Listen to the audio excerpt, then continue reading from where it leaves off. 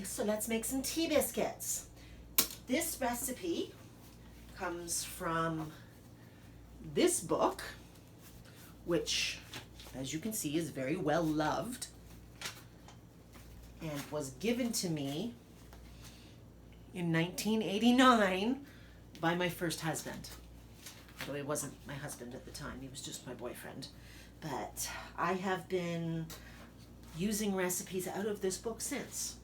And you can tell that it's got a lot of stuff on it. And I also went through and it has beautiful photographs, not very many of them, but line drawings at every chapter. And I colored them. This is a long time before adult coloring was a thing, but I had pencil crayons, so I colored it. So I'm using the recipe from here. It's a very simple recipe, and I will include it in the description.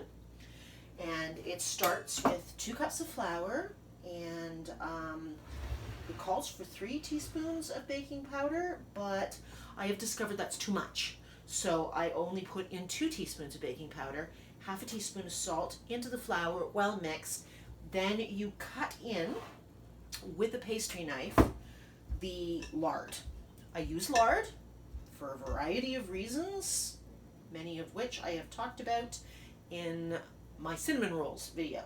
Lard is better for you because it is a natural fat. Animal fat is healthy for you. Hydrogenated seed oils are not.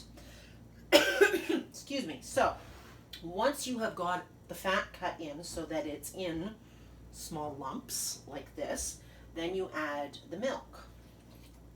Put in the whole cup, and then you start kneading it. And you want to get your consistency about right.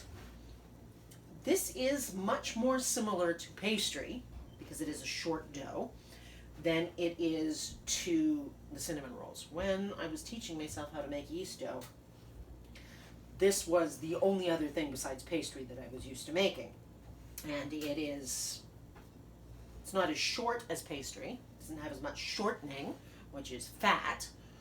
When we talk about a dough being very short, like shortbread, traditional Scottish cookies, or biscuits as they're called, that's hence the confusion about tea biscuits. In Britain, the British Isles, they call what we here in Turtle Island call cookies, they call them biscuits. So that's why they get very confused when we say biscuits. The heck are biscuits? Well, if you're from the South in America, and my father lived in Raleigh, North Carolina for a few years, so I was exposed to that culture when I was a teenager. Beautiful culture down there. I mean, except for the history. But they are a lot of them very lovely people and very polite and very sweet. And I mean, aside from the 500 years of slavery, you know, which we don't want to ignore, but it doesn't mean that there isn't any value. And so they call these biscuits, and we here in Canada call them tea biscuits. I think largely because Canada is very British, and so we would often eat a large meal in the late afternoon and have both sweet and savory food, and that was tea. And my oven is preheated. So now these are cooked at 450. They are cooked very fast, so you have to keep a very close eye on them. And what you do is you do what I've just done and knead them until your dough comes together. You don't want to over knead it because then you'll get tough biscuits. So just enough. It should still be sticky, but it should be a solid object. All right, now I've got my rolling pin here. I just need to grab a little bit of flour. I didn't leave it out. So when you're rolling them out, you want to use flour kind of like a reverse lubricant. You're dusting it with flour so that it doesn't stick, or slide, it releases. So put a little bit of flour on the counter, a little bit of flour on the dough. Roll it out, flatten it a bit, and then we use a rolling pin just to get it flattened out enough so that we can cut them. And with this recipe, I find it's better to make fewer biscuits and make them thicker. If you roll them out too thin, they don't fluff up nicely and they end up tough. So I'm probably only going to make a half a dozen biscuits from this recipe.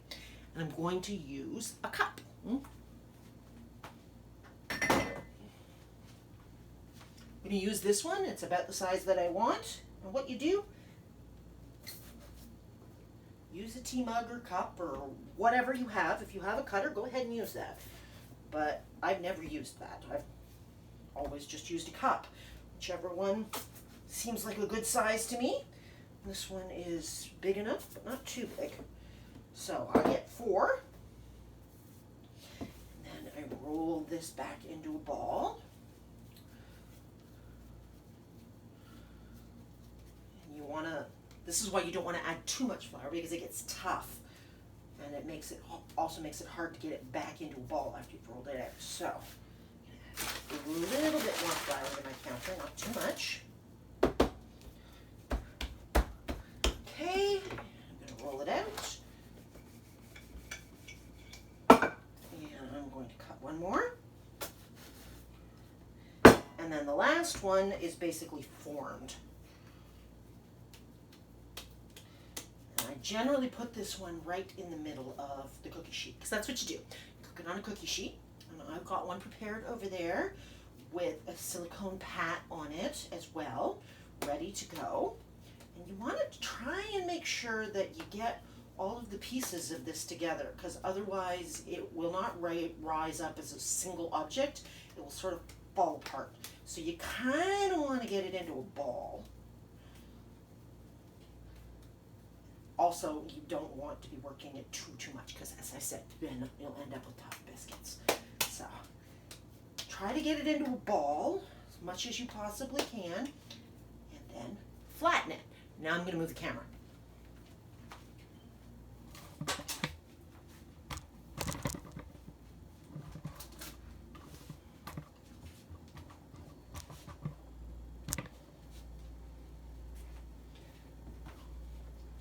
Okay, so I'm going to put this one right exactly in the center.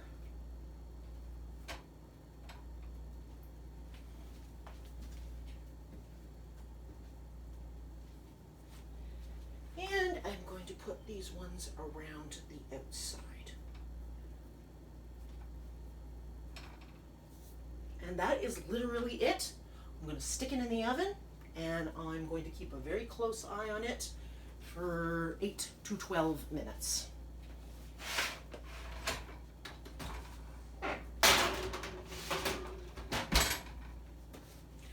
Thank you for spending a few moments with me. I hope this was helpful.